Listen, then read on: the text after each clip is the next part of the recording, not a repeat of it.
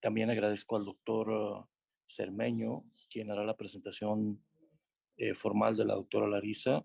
El doctor Cermeño es de la ciudad de Durango, de quien esperamos en los siguientes meses estar integrando al próximo colegio de neonatólogos del estado de Durango. Muchas gracias a todos y bienvenidos.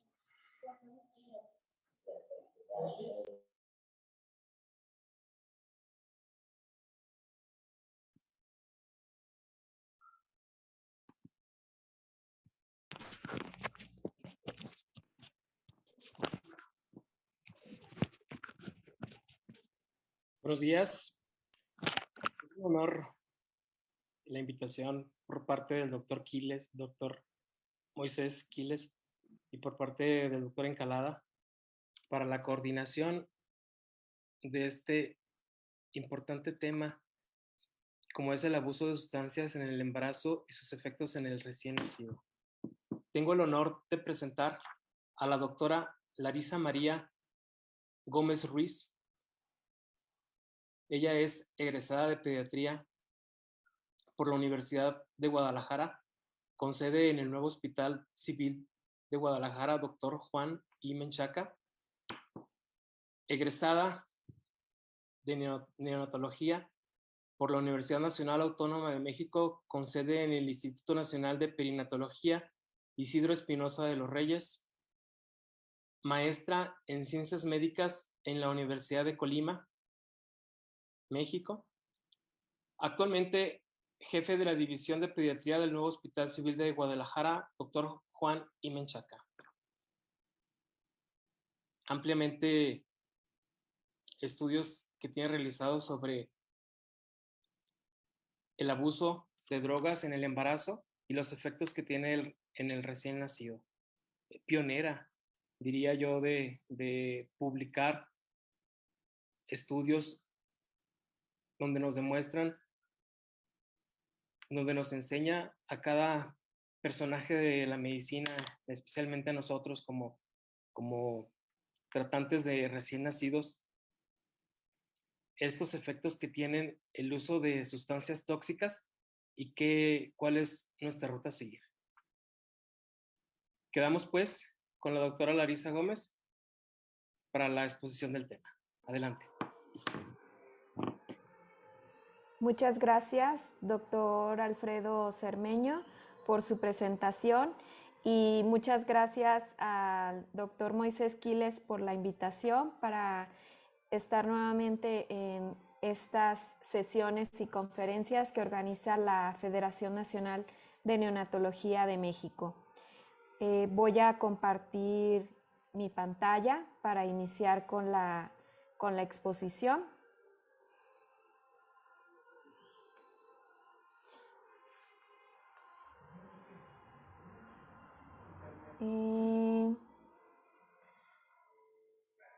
Un momentito porque necesito aquí hacer algo. Perdón, ¿eh?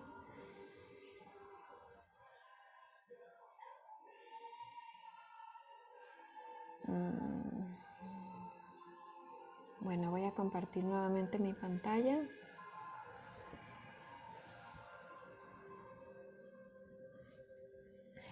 El tema que vamos a abordar el día de hoy, como ya se mencionaba previamente, es el abuso de sustancias en el embarazo y sus efectos en el recién nacido.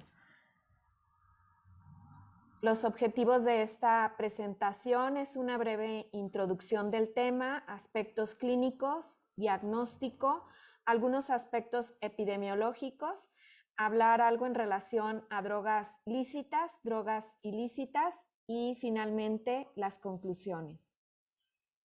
La OMS define como el abuso de sustancias al uso nocivo y peligroso de sustancias psicoactivas que pueden ser drogas lícitas, pueden ser drogas ilícitas o bien pueden ser medicamentos que tienen alguna prescripción, pero que no tienen alguna finalidad clínica. Este uso de sustancias puede conducir a una dependencia que puede producir secuelas conductuales, cognitivas y fisiológicas en nuestros pacientes. Sobre todo, aquí nos vamos a enfocar en las madres embarazadas, que son las que pueden llegar a consumir estas sustancias y que son las que nos pueden condicionar ciertos efectos en el recién nacido. Y bueno, ya la adicción se define como una enfermedad primaria que puede ser crónica y neurobiológica, que generalmente está asociada a ciertos factores genéticos, psicosociales, también ambientales, que pueden influir en las manifestaciones que presenten nuestros pacientes. El consumo de drogas en los últimos años se ha visto que ha incrementado de manera exponencial y bueno, pues este incremento en el consumo de drogas no exime a las mujeres y por lo tanto tampoco a las mujeres embarazadas. Entonces, existe una exposición prenatal que va a incrementar el riesgo de complicaciones obstétricas en esas madres que están embarazadas y que también puede tener complicaciones graves en el recién nacido, tanto en el desarrollo del feto como una vez que nace el bebé, y puede haber complicaciones incluso a mediano y a largo plazo. Existe un grave problema en relación al consumo de drogas de abuso porque en prácticamente todas las publicaciones que se han hecho alrededor de todo el mundo existe una infradeclaración muy importante en relación al consumo de drogas y hablo específicamente en las mujeres embarazadas. ¿Qué pasa en relación a los aspectos clínicos? En el 2014 se realiza una modificación de los criterios diagnósticos del DMS-5, en donde se incluye ya el término o la patología de trastorno por consumo de sustancias. Este trastorno por consumo de sustancias debe de tener por lo menos 2 de los 4, son 11 criterios en total que están enfocados en 4 aspectos, y el trastorno de consumo de sustancias se asume que una mujer o que cualquier persona tiene un trastorno por consumo de sustancias cuando tiene 2 de estos 11 criterios que se mencionan aquí. Existe el aspecto del control deficitario, deterioro social, consumo de riesgo y el criterio farmacológico. Existen factores de riesgo que se han descrito para este trastorno por consumo de sustancias. Los más relevantes y que incluyen específicamente a las madres embarazadas es la edad menor de 25 años, una escolaridad baja, un nivel socioeconómico bajo, cuando existe alguna patología psiquiátrica previa, cuando hay alguna historia familiar traumática o en la propia mujer, sobre todo relacionados con violencia, el uso de polisustancias y también cuando existe una historia familiar de trastorno por consumo de sustancias. Cuando se presentan uno o varios de estos factores de riesgo, pues las madres o las mujeres en general tienen un mayor riesgo de presentar este trastorno. Existen diferentes tipos de drogas, existen varias clasificaciones. Esta es una de las múltiples clasificaciones que existe, en donde se clasifican a las drogas en alucinógenos, estimulantes y depresivos. Los alucinógenos son drogas que van a alterar la función cerebral y la percepción del individuo. También producen alteración en el proceso cognitivo. Algunos ejemplos de drogas alucinógenas es el cannabis, cannabinoides sintéticos, LSD, éxtasis, ketamina. En relación a los estimulantes, bueno, los estimulantes van a incrementar el nivel de alerta y la actividad cerebral y van a acelerar también los procesos mentales.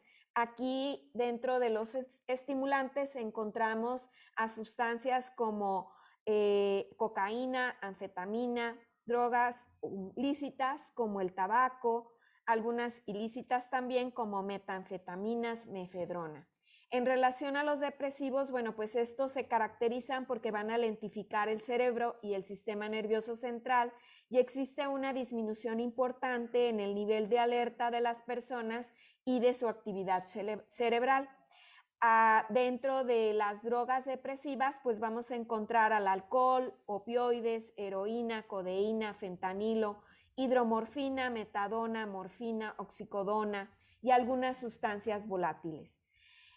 En términos generales, el mecanismo de acción de estas drogas es que existe una liberación importante de dopamina, se produce una recuperación de la homeostasis, hay una disminución de los receptores en las células diana, por lo tanto no hay disponibilidad, existen receptores inactivos. Al no existir esa liberación de dopamina que normalmente se da cada vez que se introduce alguna droga de este tipo, es cuando vienen los problemas de abstinencia. ¿Qué pasa en relación al diagnóstico? Existen múltiples publicaciones en relación a cómo se puede realizar un tamizaje para la detección del consumo de drogas. Se sugiere que idealmente se haga este tamizaje durante el primer trimestre de la gestación para nosotros poder sensibilizar a esas madres y poder ocasionar alguna modificación en la situación que están viviendo específicamente con el consumo de drogas. También, si se realiza durante el primer trimestre de la gestación, pues nos va a poder permitir realizar un monitoreo continuo.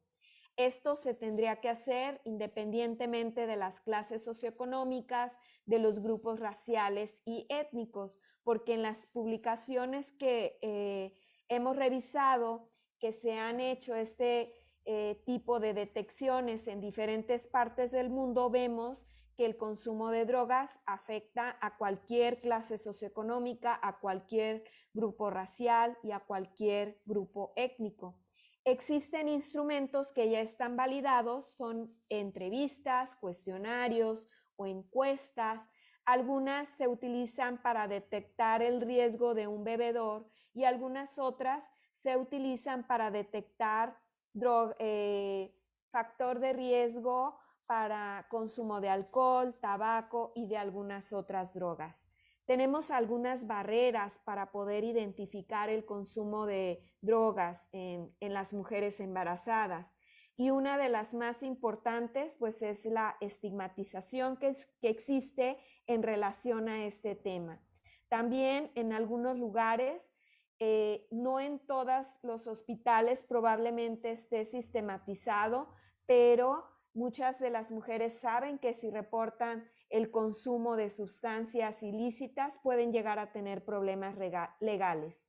Y bueno, pues lo que ocasiona este trastorno por consumo de sustancias generalmente hace que las madres no acudan a atención médica, puede haber problemas psicosociales alrededor del consumo de sustancias.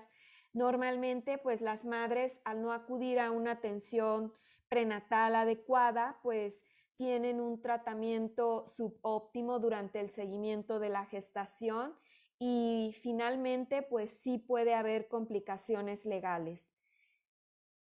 Este año acabamos de realizar una publicación. Este trabajo fue realizado en el nuevo Hospital Civil de Guadalajara, en donde realizamos una entrevista a 300 mujeres embarazadas y estos fueron nuestros resultados, por ejemplo, en relación al cuestionario. Más adelante vamos a mostrar cuál es el consumo real de sustancias, pero si nos fijamos en lo que las madres reportan en el cuestionario, pues las cifras son realmente muy bajas en prácticamente todas las drogas.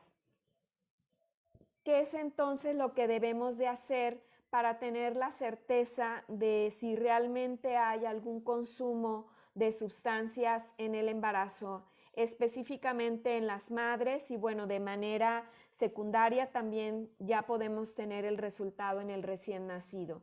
Lo ideal es utilizar muestras biológicas para la detección de drogas. Estas muestras biológicas en la madre puede ser orina, cabello, saliva, sangre, sudor, uñas. De todas estas matrices biológicas, la que es más factible que tengamos aquí en México seguramente es orina y sangre, pero la que tiene una mayor sensibilidad y especificidad para la detección de drogas es el cabello.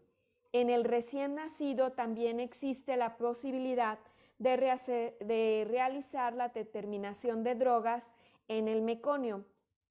El meconio puede detectar relativamente fácil con una buena sensibilidad, arriba del 80% de heroína, de cocaína y más o menos de cannabis. Pero si en un recién nacido nosotros encontramos en el meconio algún tipo de estas drogas, siempre se sugiere realizar la confirmación de estas sustancias que seguramente se consumieron en el embarazo a través de una muestra biológica en la madre y lo ideal pues sería el cabello. La detección de drogas en el recién nacido, como mencionaba, puede ser en la orina y la sugerencia es que se realice en la primera orina después del nacimiento. Aquí el único detalle que existe en relación a la detección de drogas en el recién nacido, si nosotros lo hacemos en orina, únicamente vamos a poder detectar 1, 4, 5, máximo 7 días de consumo de drogas previos al nacimiento del bebé. Es por eso que se prefiere otro tipo de matrices biológicas para la determinación de manera indirecta, o de manera directa si se hace la determinación en la madre de este consumo de drogas. En el meconio, por ejemplo, nosotros podemos detectar drogas que se consuman en el segundo y en el segundo y tercer trimestre de la gestación, porque las drogas que puede utilizar la madre son metabolizadas en el hígado y en el riñón y estas drogas se van a encontrar concentradas en el meconio, pero siempre se sugiere que se realice una confirmación en, digamos, el estándar de oro, que en este momento sería la confirmación en una muestra de cabello, ya sea por cromatografía o espectrometría de masas. En relación al meconio, a la detección de drogas en el meconio del recién nacido, bueno, pues por ejemplo, puede detectar el consumo de alcohol en las madres y dependiendo del nivel de corte que nosotros tengamos de los ésteres etílicos de ácidos grasos, podemos diferenciar si el consumo se considera un consumo fuerte de alcohol o si fue un consumo solamente ocasional. Como mencioné previamente, en el meconio podemos detectar entonces consumo de alcohol. Existen reportes en donde se ha descrito mujeres que consumen alcohol y se detecta en el meconio del recién nacido con una frecuencia del 1.7 hasta el 44.5%, de opioides del 8.7%, cocaína 4.4% y no es tan raro encontrar que las mujeres consuman varias drogas en un mismo momento. La detección urinaria también se puede realizar en la madre, pero tendría básicamente la misma posibilidad de detección en cuanto al tiempo, como lo mencioné en el recién nacido, y se pueden detectar anfetaminas, cocaína, cannabis, opiáceos, feniciclidina, benzodiazepinas, prácticamente una gran variedad de drogas. ¿Qué sucede cuando nosotros hacemos una detección de drogas en la orina de la madre? se ha descrito que podemos tener falsos positivos y que incluso estos falsos positivos se pueden dar por reacciones cruzadas con otras sustancias, incluyendo medicamentos prescritos. Siempre va a ser importante medir la temperatura, el pH, la gravedad específica y la creatinina urinaria. ¿Qué debiéramos de hacer si nosotros detectamos en orina alguna droga? Lo ideal sería que hiciéramos una cromatografía de gases en masa, una cromatografía líquida, espectrometría de masas en tándem. Entonces, estas pruebas en el cabello de la madre, esto se realiza en el cabello de la madre, la cromatografía líquida es, digamos que hasta este momento, lo que se consideraría como el estándar de oro para la determinación de drogas en mujeres embarazadas. La detección en cabello nos permite la detección prácticamente de todo lo que nosotros queramos. Esta es una publicación en la que también nosotros participamos en un proyecto. Quiero decir que este fue un proyecto de tesis de la doctora Araceli Acosta, y bueno, pues este proyecto nos ha dado una información muy valiosa, porque ha permitido la publicación de varios artículos en relación a este tema. Aquí, en este artículo, lo que se describió fue precisamente la técnica que se utilizó para la determinación de las sustancias, y la cromatografía líquida nos permite detectar tabaco, drogas ilegales y también medicamentos prescritos. Aquí, en el análisis de cabello que se hizo de estas madres embarazadas, nosotros sabemos quiénes consumieron paracetamol, por ejemplo, quiénes consumieron AINES, quiénes consumieron anticonvulsivos, quiénes consumieron drogas que son para uso de alguna patología psiquiátrica. El análisis que se realiza a través de la cromatografía líquida de ultra alta resolución, que esto se ha ido mejorando conforme han avanzado los años, porque en el 2012, por ejemplo, solamente se hacía la cromatografía líquida. Esta técnica ha mejorado y ha permitido detectar mayor cantidad de drogas. Se hace a través de un análisis cualitativo, y el rango de concentraciones que podemos detectar de las drogas en el cabello a través de esta técnica oscila desde 0.005 hasta 5 nanogramos de cada sustancia por miligramo de cabello. Y bueno, aquí es importante que la extracción de 100 muestras de cabello, en este trabajo únicamente se publicaron los resultados de 100 muestras de las 300 muestras de cabello. Esa extracción de las drogas, de las muestras de cabello, pues sí es un proceso que puede ser un poco largo, pero una vez que se hace la extracción de la muestra, el análisis es muy rápido y se lleva a cabo en 15 minutos. ¿Qué sucede en relación a los aspectos epidemiológicos? Bueno, pues en relación a, ya hablando del consumo de drogas aquí en México, en nuestro país, en el 2012, la doctora Leila Arroyo realiza este trabajo que es de incidencia de drogas de abuso en el Instituto Nacional de Perinatología. En su trabajo incluyeron 54 binomios. Aquí la determinación de drogas se realizó en muestras de sangre y también en leche humana, y la cantidad que detectaban era de 50 a 300 nanogramos por mililitro. Ellos, en su trabajo de investigación, reportan una incidencia anual del 0.55%, y aquí tenemos las frecuencias de las drogas que más frecuentemente encontraron en este trabajo de investigación.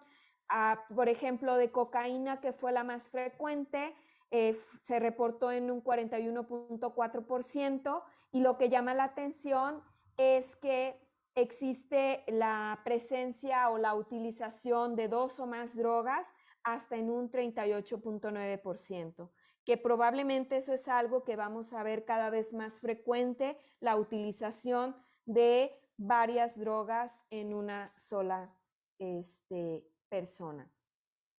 Este otro trabajo fue publicado por García Serra en el 2012, y bueno, pues aquí vemos qué sucede cuando se realiza la detección y se busca encontrar la prevalencia de drogas de abuso cuando lo hacemos por cuestionario. Dependiendo mucho del lugar en donde se realice, podemos tener frecuencias por cuestionario tan bajas como 0.9 o tan altas como 50.8, por ejemplo, en cocaína, en opioides, incluso tan altas como 28.8 por cuestionario. En el 2001, bueno, en este estudio que fue realizado en Estados Unidos, es donde más frecuencia se reportó a través de cuestionario, con una muestra de 58 mujeres. Pero nos vamos a dar cuenta incluso que aquí en México, cada vez que nosotros hacemos un screening o un tamizaje a través de cuestionario, bueno, pues las prevalencias y las frecuencias del consumo de estas drogas es muy bajo. ¿Qué sucede entonces cuando nosotros hacemos la comparación? Ahora sí, en este trabajo se realizó la comparación con el meconio, y vemos cómo en cocaína, por ejemplo, era del 1.2% por cuestionario, y a la hora de analizar el meconio, bueno, sube un poquito más al 3%. En cannabis era del 1.5% por cuestionario, y a la hora de analizar el meconio, pues vemos que incrementa un poquito. En términos generales, podemos encontrar que por cuestionario general en drogas ilícitas 1.9 versus, por ejemplo, en cabello, que fue acá. Este estudio fue realizado con la muestra biológica de cabello, pues se puede incrementar hasta un 15.9%. ¿Qué sucede en un hospital público que atiende a población abierta, que fue el trabajo que realizamos en el Hospital Civil Nuevo? Cuando nosotros detectamos se hizo el análisis de las muestras de cabello, bueno, pues encontramos que a través de las muestras de cabello de estas 300 mujeres que participaron en el proyecto de investigación, todo fue realizado de manera anónima, y bueno, los investigadores estábamos ciegos al cuestionario o a la entrevista. Encontramos que de estas 300 mujeres, 127 tenían realmente alguna droga en su cabello cuando se realizó la cromatografía y la espectrometría. Encontramos que la droga más frecuentemente detectada fue cannabis, con 45 muestras de cabello, metanfetaminas con 24, cocaína con 13, y más de una droga en 35 mujeres. Eso quiere decir que, como mencionaba previamente, que cada día existen más mujeres que utilizan más de una droga. También encontramos otras sustancias de las que se consideran nuevas, y esto es algo que llama mucho la atención. Estamos Encontramos 3 mujeres con consumo de fentanil, con catinones sintéticos 2 y con cannabinoides sintéticos otras 2 muestras de cabello de mujeres. Entonces, esto pues quiere decir que cada vez más probablemente nos vamos a estar enfrentando a este tipo de problemas. ¿Qué sucede en relación a... Aquí voy a mencionarles de las 35 mujeres que tenían más de una droga, las combinaciones que encontramos fueron estas. La más frecuente fueron metanfetaminas con tetrahidrocannabinol y bueno, seguido de cocaína con tetrahidrocannabinol. Pero si se fijan, pues hay una combinación impresionante de drogas en estas 35 mujeres que tuvieron el uso de varias sustancias. ¿Qué sucede en relación a drogas lícitas?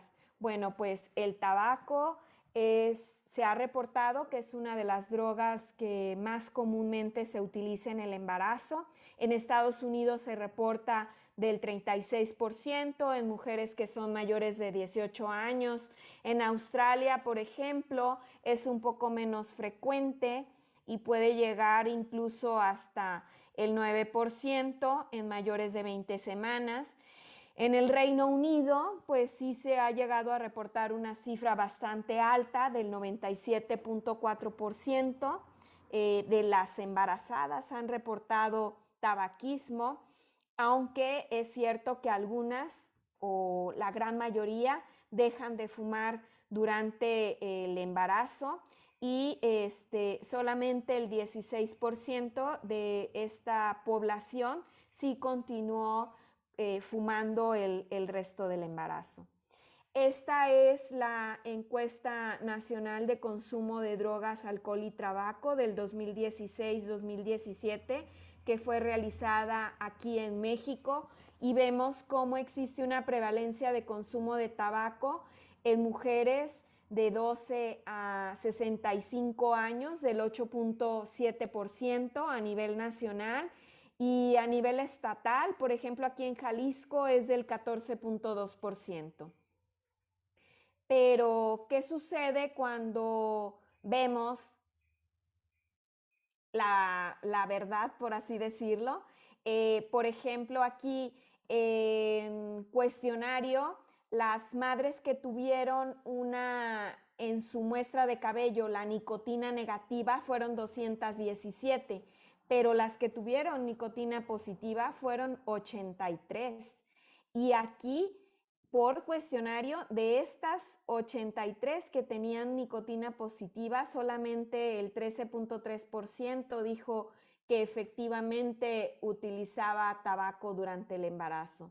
Entonces, aquí nos damos cuenta que no todo lo que nosotros preguntamos y no todo más bien lo que nos responden es 100% la verdad o es 100% lo que nos están demostrando estos estudios. Aquí, por ejemplo, encontramos que lo que es muy importante es que hay muchas mujeres que están expuestas a tabaco. Puede ser que ellas no fumen, pero sí están expuestas a tabaco porque viven en un entorno familiar en donde el consumo de tabaco puede ser regular. Entonces, la exposición a tabaco, que es, digamos, una cifra baja, menor de 3 nanogramos por miligramo, fue en 68 mujeres, en 14 fue una exposición un poquito más fuerte, de 3 a 18 nanogramos, y bueno, en una mujer sí hubo una exposición francamente muy alta en relación a la nicotina, que se reportó mayor de 18 nanogramos por miligramo. ¿Cuáles son los efectos que puede tener el tabaco cuando la madre está expuesta o lo consume durante la gestación? Bueno, pues ya hay diferentes publicaciones que nos dicen que podemos tener una alta mortalidad, una mayor frecuencia de nacimientos prematuros, que los niños nazcan pequeños para edad gestacional y que tengan bajo peso al nacer. Ahora vamos a pasar a otra droga lícita, como es el alcohol. Después del tabaco, seguramente es una de las drogas más usadas. El consumo se ha reportado más alto en la generación que se denomina millennials que en otras generaciones. Existe un rango en el consumo de alcohol que puede variar dependiendo de dónde se realice la estadística, pero pues puede ir desde 43.8, 34%, dependiendo de dónde se lleve a cabo la investigación. ¿Qué sucede en relación a la detección o al screening o al tamizaje para el alcohol? Pues existen múltiples test que nos permiten detectar cuáles son las madres que están en riesgo o que están con el consumo activo de alcohol. Todas estas pruebas están validadas y pueden utilizarse para la determinación o para el screening del alcohol. ¿Qué sucede aquí en México? Bueno, la encuesta nacional de consumo de drogas, alcohol y tabaco, específicamente del alcohol, en términos generales, hablando específicamente de mujeres que han consumido alguna vez, pues en el 2011 fue del 62.6% y no se modificó mucho en el 2016. Probablemente sí hay una diferencia entre las mujeres que consumen diario, de 0.2 se incrementó a 1.4, y también las mujeres que reportan un consumo excesivo en el último año y en el último mes, se incrementa de manera importante del 2011 al 2016. Entonces, es algo en lo que seguramente debemos de estar muy pendientes para saber qué es lo que se puede presentar en nuestros bebés. ¿Cuáles son los efectos en el recién nacido? Bueno, pues está descrito el trastorno del espectro alcohólico fetal, en donde se incluyen varios síndromes.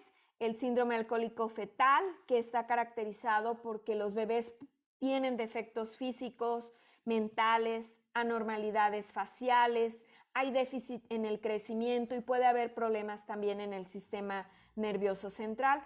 Puede haber un síndrome alcohólico fetal, probablemente en esas madres que no tienen un consumo tan alto de alcohol.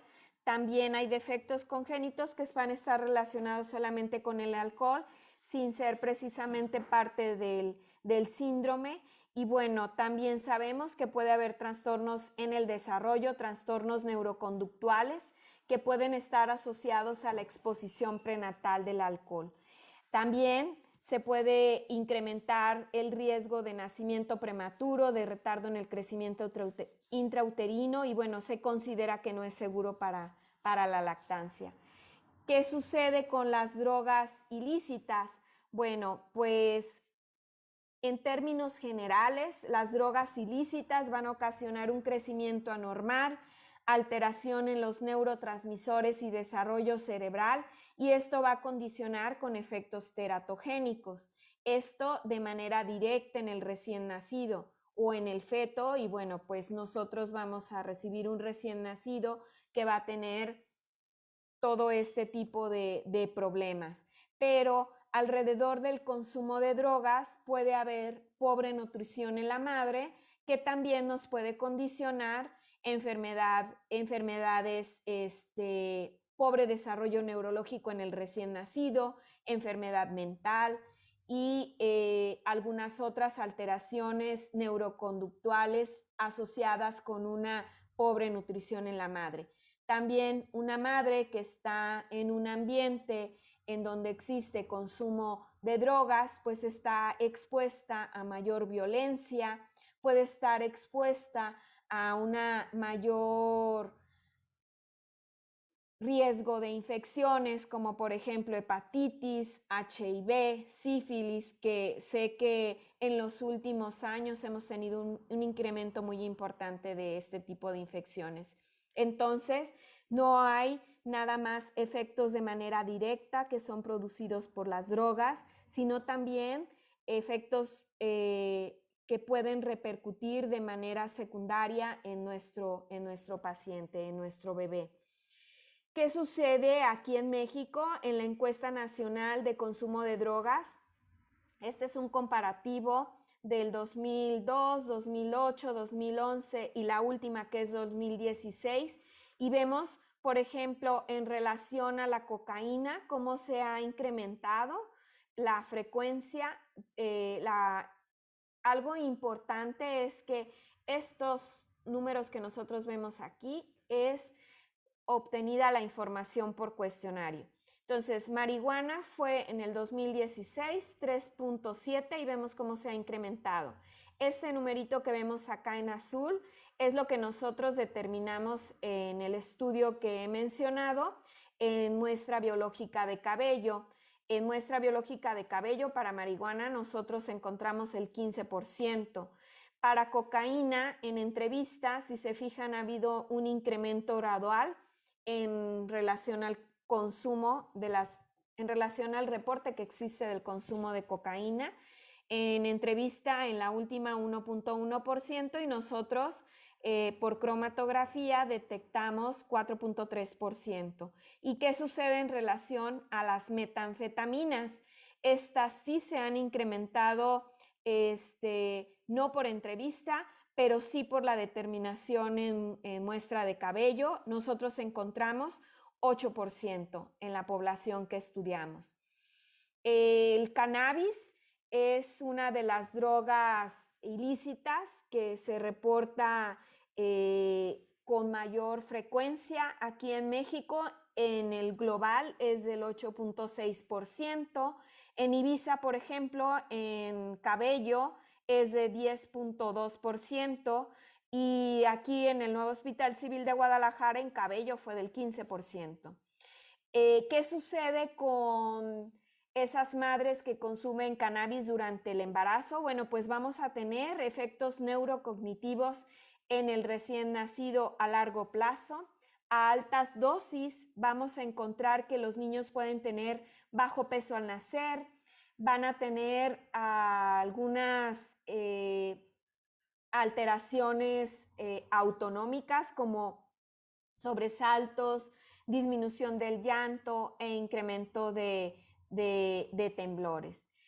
¿Qué sucede con la cocaína? Bueno, pues la cocaína se reporta como la segunda más común en México por entrevista. Esto es de la encuesta nacional de consumo de drogas. Fue del 3.5%. En Ibiza se reportó en cabello del 6.5% y en el nuevo Hospital Civil de Guadalajara en cabello del 4.3%. ¿Qué sucede?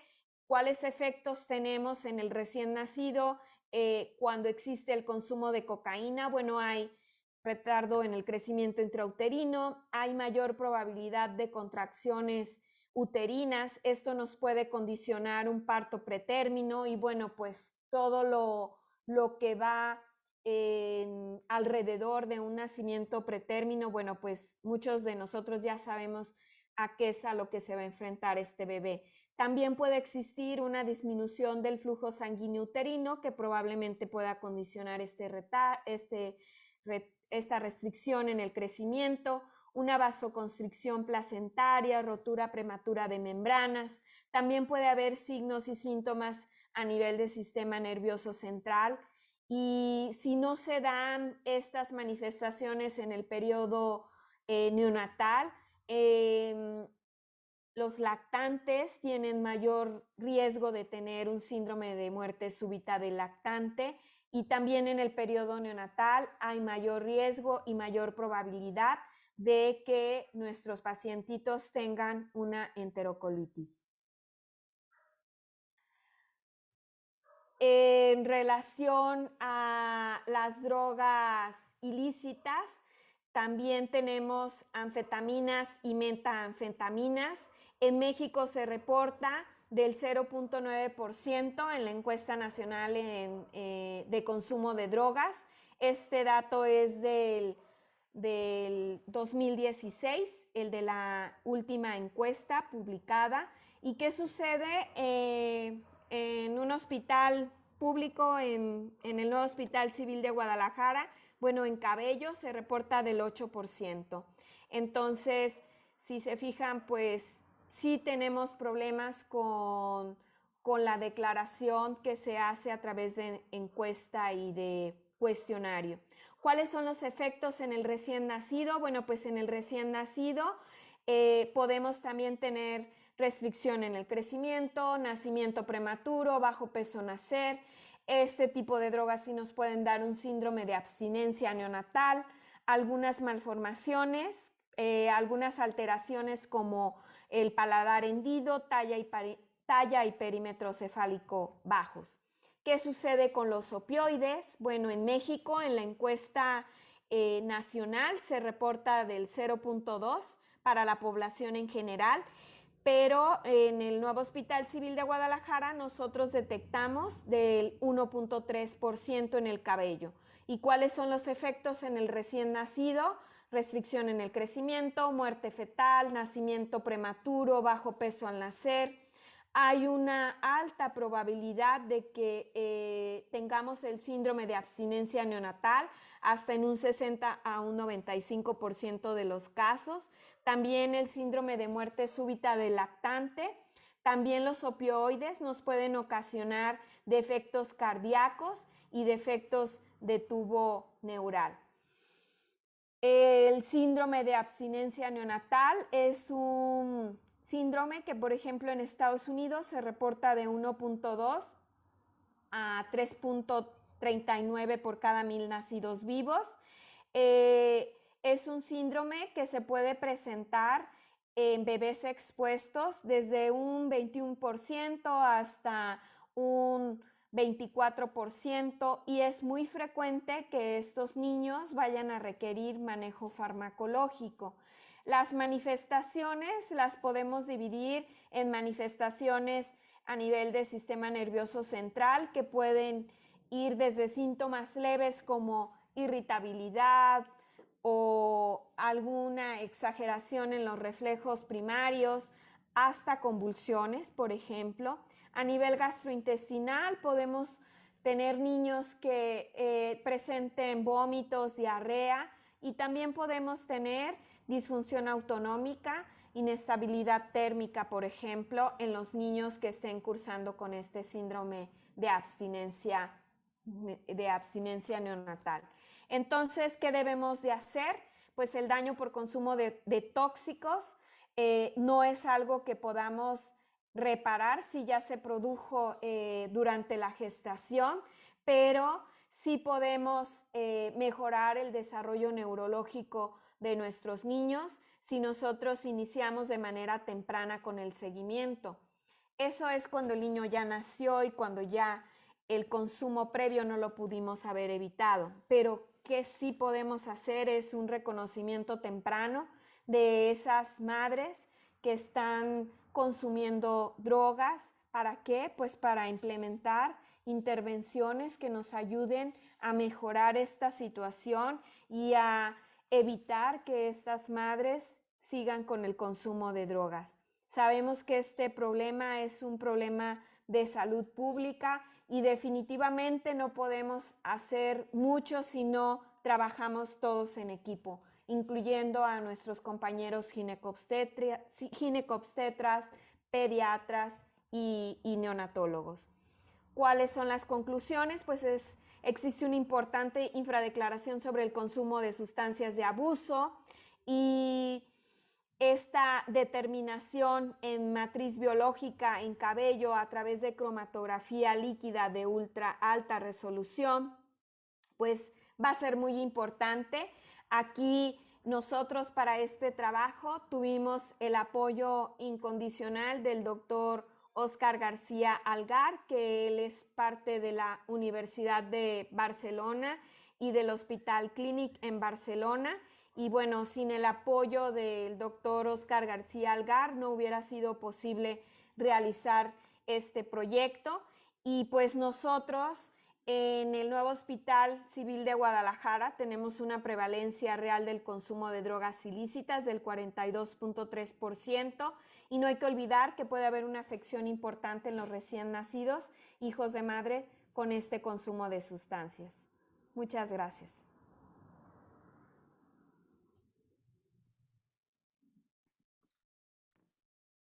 Muchas gracias, doctora. En realidad, un tema tan bien preparado, tan bien estudiado, que es difícil, que es poco común que tengamos una pregunta de tan clara exposición que tiene, de tan preparación, que cómo lo realizó. Hablábamos antes, doctora, de que es su plática, su estudio que realizaron, es tan reproducible en cualquier hospital público de todo México. No importa si es allá en Guadalajara, si es en el norte del país, en Chihuahua, en Durango, que es donde yo conozco. Siguen el mismo patrón. Mujeres que tienen un mal control prenatal, que su control prenatal se basa muchas veces al momento del nacer de estos bebés, y que muchas veces no existe una historia clínica, un interrogatorio directo hacia ese tipo de abusos. Otro, de que la mujer tiene miedo en decir que consume drogas. ¿Sí? Miente, usted decía, miente en realidad si abusó de consumo, en el consumo de drogas. Aquí nos hacen algunas preguntas los compañeros médicos, donde, por ejemplo, el doctor Jorge Luis Segovia Reyes nos dice que es indispensable el consentimiento informado de la naturaleza del antidoping en la mujer embarazada en el primer trimestre. No sé, ¿qué nos podrá decir? Efectivamente, sí necesitamos un consentimiento informado, por lo menos, sobre todo aquí, como lo pregunta el doctor Segovia, en el primer trimestre sí, porque todavía no tenemos como algún efecto en el recién nacido como para hacer alguna intervención legal, por ejemplo, en el recién nacido, en donde a lo mejor nos puede solicitar la determinación de las drogas, hablando en orina, en el recién nacido, un departamento jurídico o en, por ejemplo, en el Hospital Civil Nuevo, si nosotros tenemos una madre que llega con un consumo franco de drogas, entra a una investigación por parte del departamento jurídico, se hace una notificación a la fiscalía y la fiscalía sí nos solicita la prueba. Pero específicamente, como lo pregunta el doctor Segovia, definitivamente sí requerimos de un consentimiento informado, y probablemente esa es una de las limitaciones, porque pues una madre que consume drogas probablemente no va a querer otorgar el consentimiento informado. Lo que nosotros hicimos en la investigación fue que la entrevista y todo se realizó de manera anónima. Nosotros sellamos los sobres con la entrevista y los abrimos hasta que se hizo la determinación de las drogas. No sabíamos qué pacientes eran, ni qué habían contestado, hasta que se hizo el análisis de la información. Otra pregunta del doctor Segovia se relaciona con la asociación que existe entre el consumo de drogas ilícitas y las enfermedades de transmisión sexual. Específicamente, ahorita no hemos hecho ese tipo de análisis.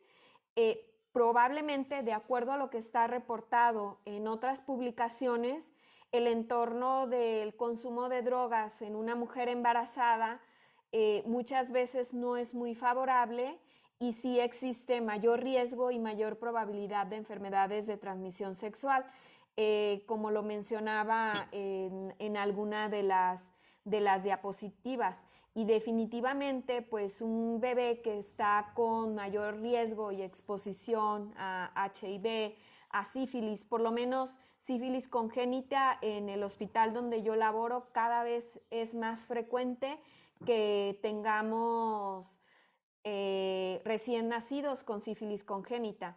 Sin embargo, no hemos hecho un análisis específico en decir niños, por ejemplo, con sífilis o hijos de mamá con sífilis o niños con hijos de madre con HIV, con hepatitis C, determinar, por ejemplo, si hubo un consumo previo o durante la gestación de drogas. Por lo menos hasta este momento no lo hemos realizado y de acuerdo a lo que está publicado en otras partes del mundo, sí existe una asociación y sí existe un mayor riesgo y una mayor probabilidad de que esto se presente. Otra pregunta del doctor Eduardo Carci. Dice, ¿existen estudios que evalúen la terapia de grupo entre mujeres adictas embarazadas? Terapia de grupo como una intervención durante la gestación. No sé si se refiere a eso. A eso se refiere. Ajá. Sí hay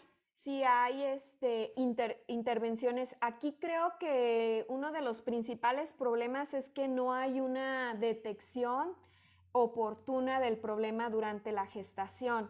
Entonces, al no existir una detección oportuna del consumo de drogas durante la gestación, va a ser más difícil hacer este tipo de intervenciones, como lo menciona el doctor Eduardo Carci, que definitivamente en otros entornos donde se ha aplicado la terapia de grupo en ese tipo de mujeres, seguramente es algo que lo puede favorecer.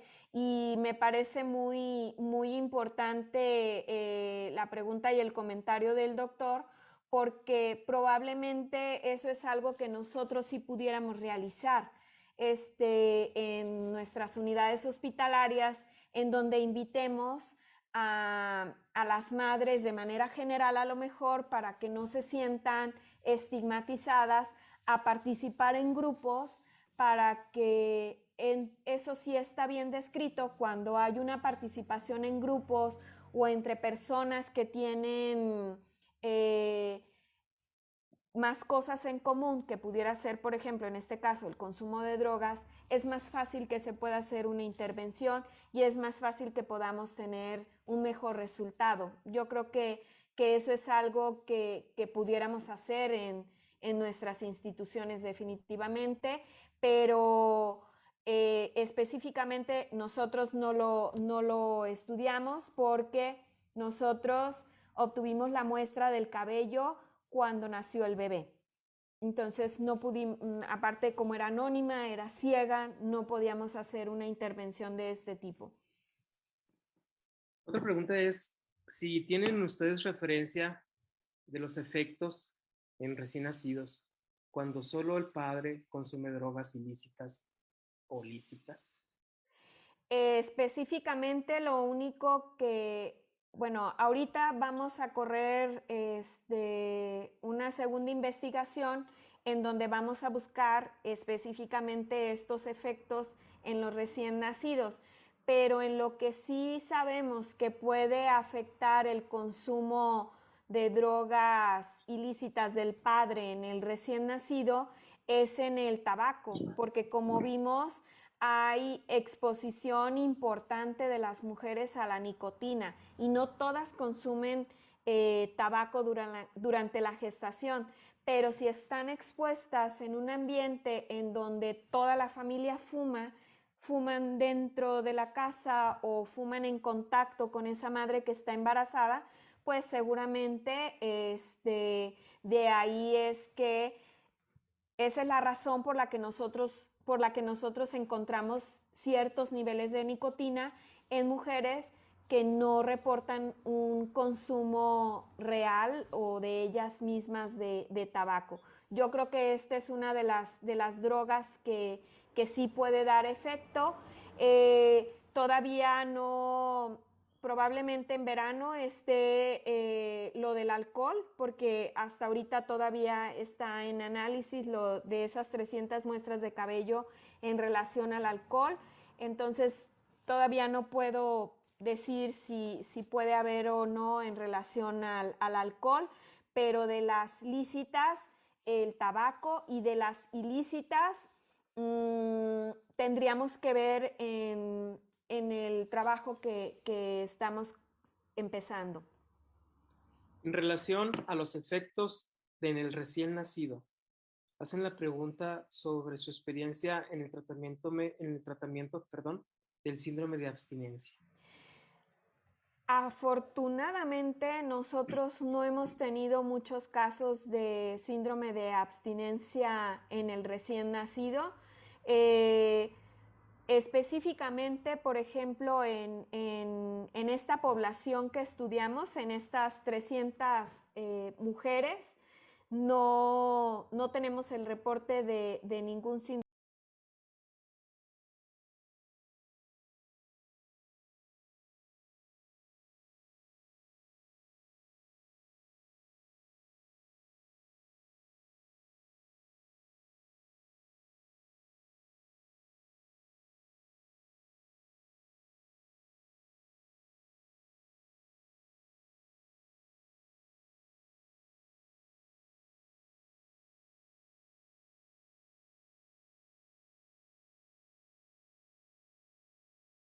de abstinencia neonatal. La frecuencia de anfetaminas, metanfetaminas, aunque cada vez es mayor, y de opioides, no fue tan alta la frecuencia, por ejemplo, como lo que se reportó con cannabis y con cocaína. Pero el tratamiento generalmente es, si lo llegan a requerir, con morfina, y bueno, con mucho gusto les puedo compartir la información de cómo pueden ir utilizando las dosis de morfina dependiendo de la severidad del cuadro clínico que pueda tener el paciente. La doctora Noemí Godínez nos pregunta acerca de reiniciar la alimentación o iniciar la alimentación al seno materno. ¿Cuánto tiempo después de haber suspendido el uso de cocaína en la mamá?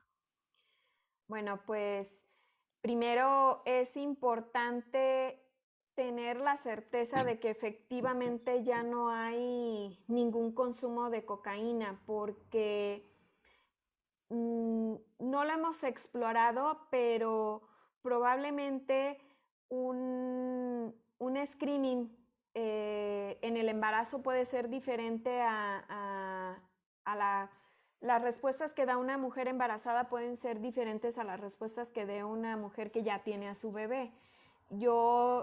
Es una percepción mía que probablemente sea más real su respuesta una vez que nace el bebé, porque ya tiene el bebé y seguramente no lo quieren perjudicar. Lo primero es tener la certeza de que realmente no está consumiendo cocaína ni ninguna otra droga, pero probablemente sea seguro, una vez que se suspende el consumo de esta droga, 1 o 2 semanas después de haber consumido por última vez esta droga, ¿no? Nos pregunta la doctora Diana Chicaiza que no me quedó claro el tiempo que requiere análisis de la muestra de cabello y el tiempo en que se obtienen los resultados. Sí. Primero hay que hacer, el proceso del cabello es un poco largo, por así decirlo, porque el cabello se tiene que, en palabras sencillas, degradar, y ese es el proceso que lleva mucho tiempo, que es el que mencionaba, que en las 100 muestras de cabello más o menos fueron 30 días, porque se tiene que lavar el cabello, se tiene que descontaminar, se tiene que dejar con ciertas sustancias y con ciertas sustancias que son controladas para evitar que estas sustancias no vayan a producir alguna que nos impidan detectar las drogas. Les platico, por ejemplo, que para hacer este trabajo sí tuvimos ciertas complicaciones, porque cuando mandamos las muestras a España, como fue justo en la pandemia, no las recibieron allá, me las volvieron a regresar porque necesitábamos un certificado de sanidad del cabello. Entonces tuvimos que hacer como un proceso de esterilización de las muestras de cabello para que se pudieran enviar a España. Una vez que llegan allá, se tiene que hacer un proceso del cabello. Nosotros enviamos 9 centímetros de cabello y aproximadamente como unos 5 milímetros de grosor, que en peso fueron alrededor de a lo mejor como unos 10 miligramos de cabello de cada muestra. Entonces, este cabello se tiene que someter a esa degradación. Primero se lava, luego se pone en varios productos químicos para que se degrade. Y una vez ya teniendo ahora sí que el cabello completamente degradado, vamos a tener, no es un suero como tal, pero es una concentración específica de resultado de esa extracción del cabello que se hizo. Y bueno, eso es lo que el análisis dura 15 minutos, la parte final del proceso. No sé si quedaría claro. Sí. Como última pregunta, doctora. Considerando que un hijo de mamá con uso de drogas ilícitas se encuentra dentro del espectro de un niño maltratado, con todas las consecuencias que esto puede implicar en el bienestar del niño. ¿De qué manera ustedes protegen estos casos desde el punto de vista legal? Sí. Afortunadamente en el hospital hay un grupo multidisciplinario de atención a los niños en situación de malos tratos. Está muy largo el nombre, pero es precisamente un grupo que está conformado por varios integrantes. Se incluye el servicio de neonatología, se incluye el licenciado Efren, él es el encargado de este grupo, o el secretario técnico también del comité, porque es un grupo que también tiene un comité institucional, es un comité hospitalario, junto con el doctor Elix, que es un médico que está especializado en medicina forense, más el departamento jurídico, trabajo social. Todo este grupo, quienes primero detectan que hay una situación de riesgo, es el neonatólogo o el pediatra, que está en el área de la tococirugía o de la tocología, en donde nace el bebé. De acuerdo a los datos que proporciona la mamá, podemos saber si hay alguna situación que indique que hay riesgo para ese bebé. Entonces, si detectamos cualquier riesgo, nosotros en el hospital tenemos ya un proceso establecido para esto. Enviamos una interconsulta al comité o a este grupo multidisciplinario. Ellos hacen intervención, entrevistan a la mamá nuevamente. Si es una mamá menor de edad, entrevistan a la familia. Hemos tenido casos en donde a veces la tía es la que viene y da información importante, entonces, o la abuela.